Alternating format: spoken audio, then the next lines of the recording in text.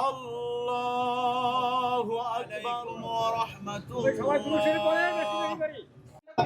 বুঝি না করে আমরা এটাকে একটি দুর্ঘটনা এবং সচেতনমূলক একটি বিষয় হিসাবে আমাদেরকে শিক্ষা দিতে হবে।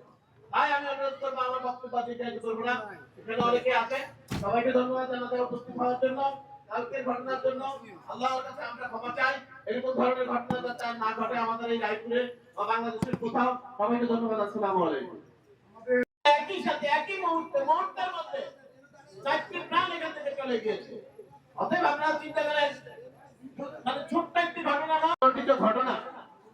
এই ঘটনা থেকে আমাদের শিক্ষার অনেক কিছু আছে। আসসালামু আলাইকুম। উপস্থিত মজলিস, আমরা সংক্ষিপ্ত একটু কথা বলবেন। আপনাদের প্রিয়জন শফিকুল আহমদকে সংক্ষিপ্ত। আমাদের ফেডারেশন, ব্যবসায়ী ফেডারেশনের নেতৃবৃন্দ উপস্থিত হয়েছেন। আপনারা অধৈর্য হবেন না। আপনারা অধৈর্য না হয়ে সভাপতিরা জিলানী সাহেব উপস্থিত হয়েছেন। আমরা দেখতে পাচ্ছি জামাতে ইসলামী রায়পুরের আমির জনাব রাজিবউদ্দিন সাহেব উপস্থিত।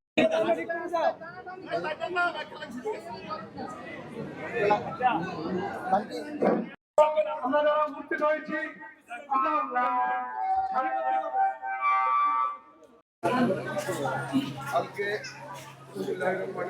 কালকে